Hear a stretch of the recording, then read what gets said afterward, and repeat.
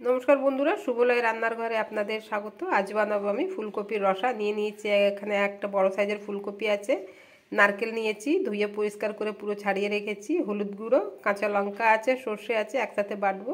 এদিকে অল্প চিনি আছে। প্রথমে আমি ফুলকপিটাকে ভাপিয়ে নেবো অল্প। আমার ফুলকপিটা ভাপানো হয়ে গেছে।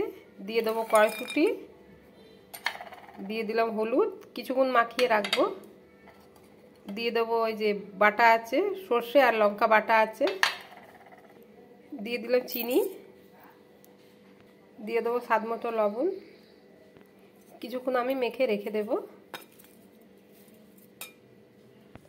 কড়াটা বসিয়ে দিয়ে দিয়েছি, দিয়ে দেবো সাদা তেল, ফোড়নে দেবো কাঁচা জিরে, কালো জিরে, দিয়ে দিলাম মাখিয়ে রাখা ফুলকপি। ভালো করে নেড়ে চেড়ে সেদ্ধ হতে দেবো ঢাকনা লাগিয়ে। দিয়ে দেবো নারকেল বাটা, ভালোক্ষণে কিছুক্ষণ নাড়িয়ে চাড়িয়ে আমি নামিয়ে নেব। আমার ফুলকপিটা হয়ে গেছে, আমি নামিয়ে নিচ্ছি।